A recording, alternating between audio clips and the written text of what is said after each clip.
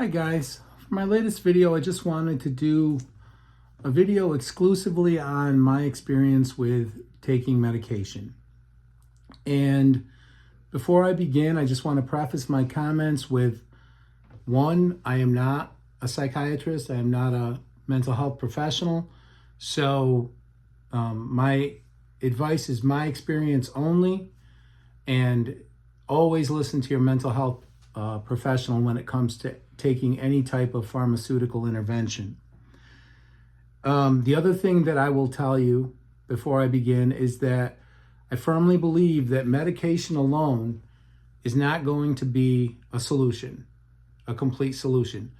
Medication, in my experience, has been a tool that gets you from an anxiety level that is not compatible with life to an anxiety level and a level of depression, a level of mental ability where you can actually put in the work, do the cognitive therapy that you're going to need to do in order to recover from any of the anxiety spectrum mental health conditions.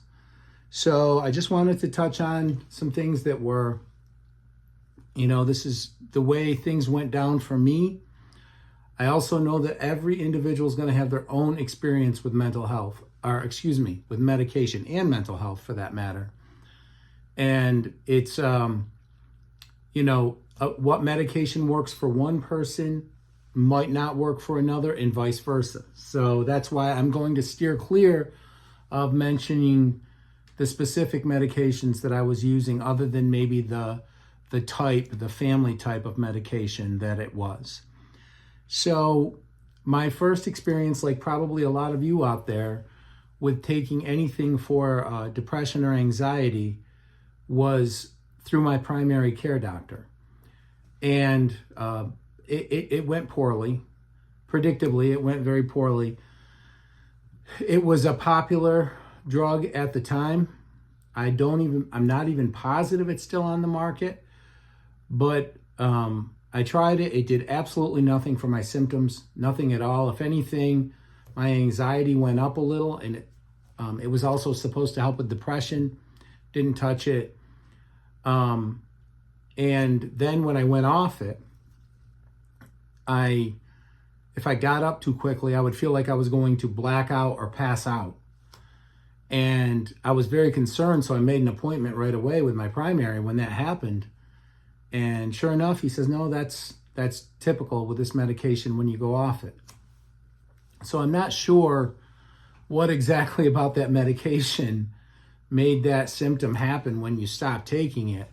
But it was, I've worked in various situations with heavy machines, and for me to be, at risk of fainting or passing out could be a life or death proposition. So that was not, that did not go well. That was my first attempt at getting some type of medication to help with mental health. That was probably about a year and a half after I started having panic attacks. And after I'd already had every test in the book run to rule out physiological health issues, everything from, checking my ears, nose, and throat, and having MRIs on my sinuses, to having ultrasounds on my abdomen, and barium swallow. I did a lot of things with some of the symptoms that I had. So after I'd ruled out those things being the primary cause of, what was going on with me, I finally took a shot and tried this medication with my primary doctor. And obviously it didn't go well. Well, for about another year and a half, things didn't get any better. They got worse. So I finally gave in. And this is about 3 years into my journey here with panic disorder and generalized anxiety disorder and obsessive compulsive disorder, that I went to see a psychiatrist. And this went far more poorly than even how things went with my primary. So what happened is he prescribed me, first of all, he prescribed me 3 drugs right away. And I've gotten into some of my other videos. I've told you guys about this guy's bedside manner, along with his level of interest and care in the patient. It was not there. It was negligible. I felt as though he was probably doodling or writing out a grocery list when I was talking to him. And in addition to that, so he prescribes 3 different medications. One of them is an anti-seizure, antipsychotic that for me personally was one of the scariest things I've ever taken in my life. I had what I can only describe is, forget about the fact that I had horrific dreams on that drug, but I had dreams or dreamlike feelings while I was awake. I don't know if you guys have ever experienced that, but that was not a fun situation. So that drug did not work well at all for me. And since then, I have heard many people talk about the drug in a negative way. Anyways, he also prescribed me a fast-acting benzodiazepine. And the problem with this fast-acting benzodiazepine, aside from just in general how benzos work, was that it worked really quick, and then it went away. The effects went away really quickly. And this made it so that what you have in those situations is rebound anxiety. Rebound anxiety is no fun. Rebound anxiety is take the original anxiety and now multiply it by 2. Because you had this respite, right? Where, oh, I don't feel the anxiety. And then it comes back with a vengeance. It's like your body's overcompensating, pumping more adrenaline into you for the fact that you tried to do something to suppress it. So this one didn't work very well at all. I had one okay day at work when I first took it, and it was a rapid descent downhill after that, culminating. The last day I took it, I'll never forget, the last day I took that medication, I left work with a racing heart. And when I tell you a racing heart, you're like, oh yeah, that's a symptom of anxiety.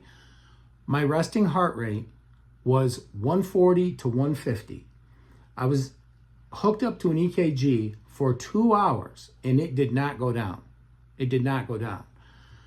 And again, this was the result of the rebound anxiety that I experienced from using that benzodiazepine. So it was not, that one did not work for me, and it made things way, way worse. So, and then there was one other SSRI that he gave me, and because the other drugs were so ineffective and had such terrible side effects, I couldn't tell you for sure how good or bad that was. I will say this, it did not relieve any symptoms of depression.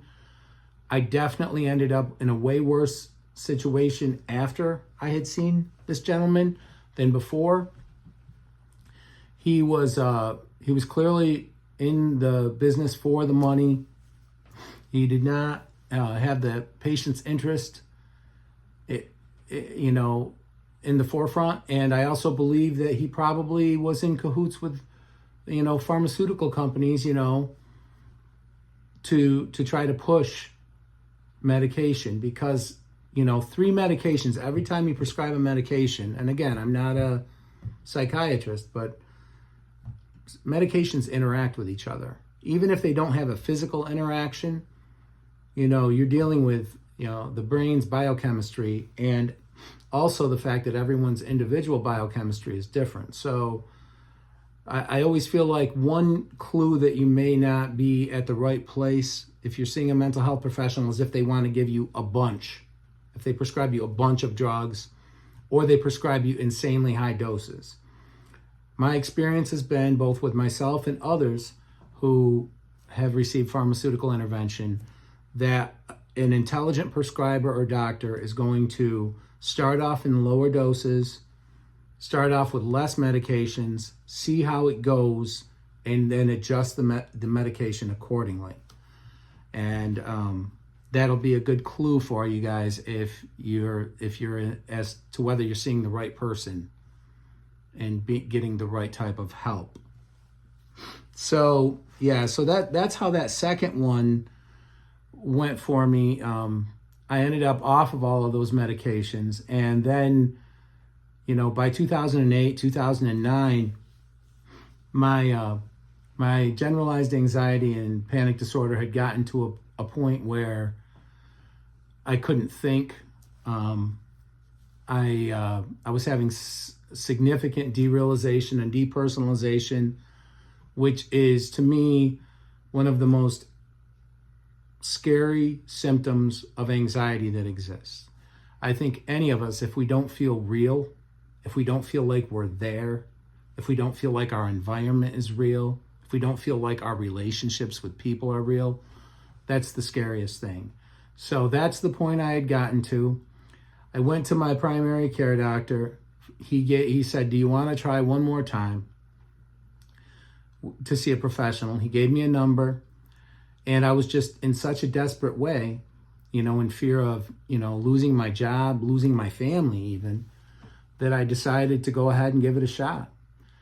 And boy, am I glad I did. First of all, the gentleman actually cared.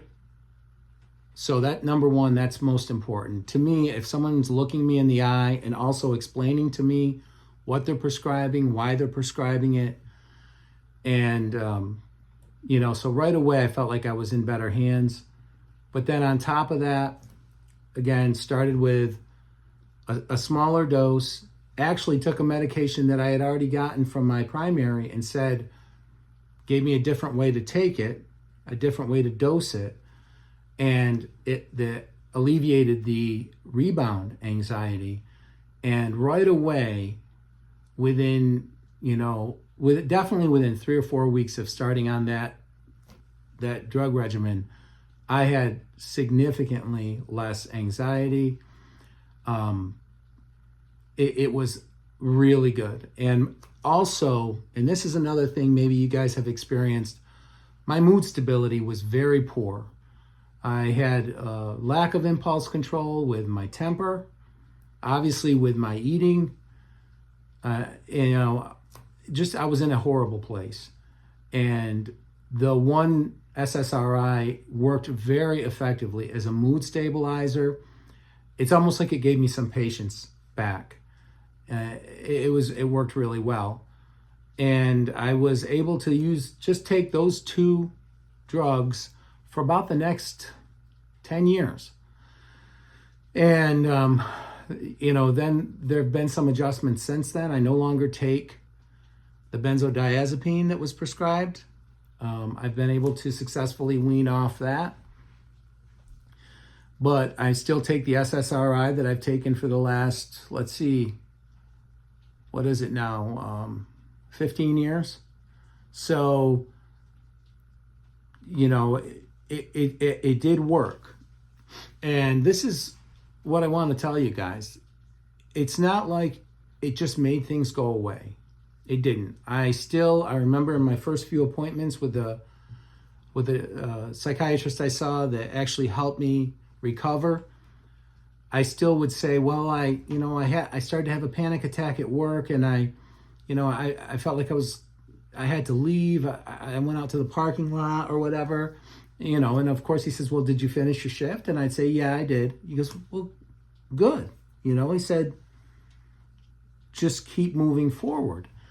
And instead of, talking about something that doesn't make sense, because really these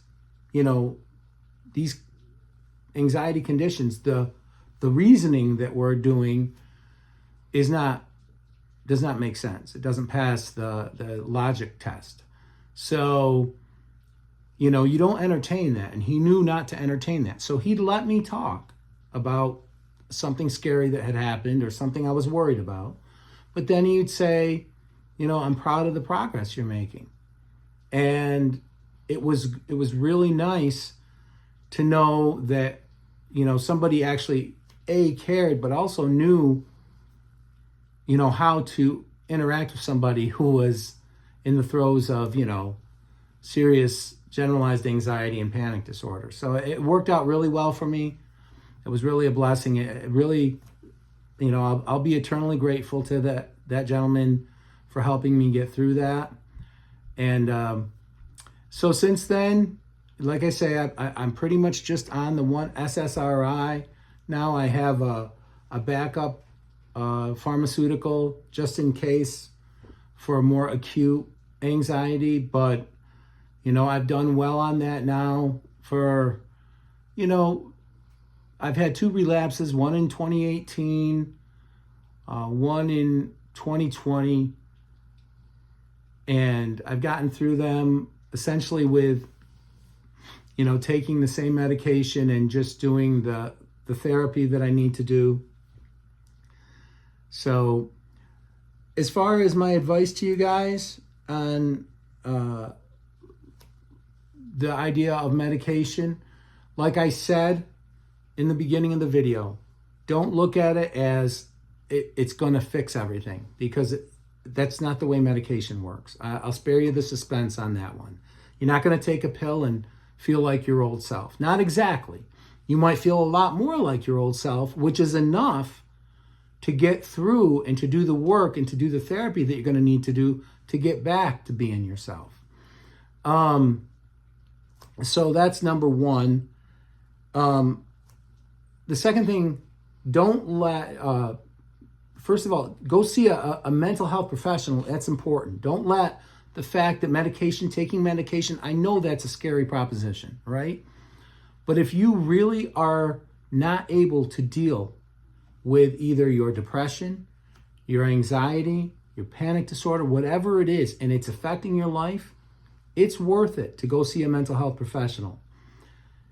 The first time, the first drug of choice, it might not work.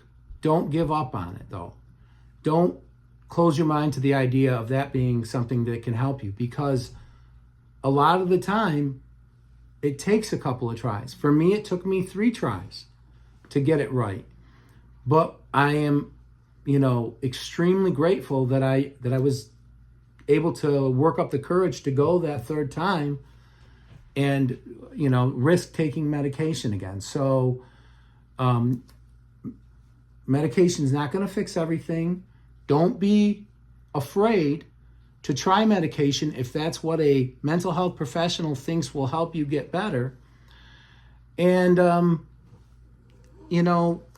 basically understand that just because it goes wrong, maybe initially, doesn't mean that you're not going to get it right, doesn't mean that you're not going to get better. You will. You just have to keep going until you find the right mix. Some people don't need to take any medication to get better. Sometimes just the therapy will get somebody better. And if that's what a mental health professional deems is the appropriate course of action, then follow it. Always be open and honest with a mental health professional. Always follow the dosage exactly how they say to take it. Don't freestyle when it comes to taking medication. It's not going to help. There's a reason that they went to school and studied on how to prescribe these medications. So trust their knowledge on it. If for some reason there's a level of maybe drug pushing, or maybe you feel as though they're not listening or caring, move on and go to see someone else. But most of the time, you're going to find somebody who's well-studied, especially when you get to the level of someone who's prescribing medication, who's well-studied and who knows how these medications are going to affect you, and he or she will be able to tell you why they're prescribing the medication, how to take it, and how to take it to get better the most quickly. So that's about all I wanted to say in this video. I know medication is a scary proposition for us with anxiety. I know I hate taking anything. I always have. I don't like throwing variables in. I'm an anxious guy, and I always feel like when you're adding something unknown, then you have to deal with the unknown consequences. But when it comes to getting better with mental health conditions, you may have to use medication. It doesn't mean you're weak. Doesn't mean, oh, you can't do it on your own. You're a big wimp. That's a lot of the time how we feel as men, right? Like, we shouldn't need to take a pill just to, be able to drive to work and do our job, right? Well, when your fight or flight's turned on and you're have the exact same chemicals racing through you as you would if you were being chased by a bear, or if you were, on the battlefield fighting a war, then yeah, you might need medication to bring that anxiety and those chemicals down to a level where you can function. So anyways, don't let your fear of the unknown or change keep you from A, seeking help, B, taking medication if that's what the mental health professional thinks you need.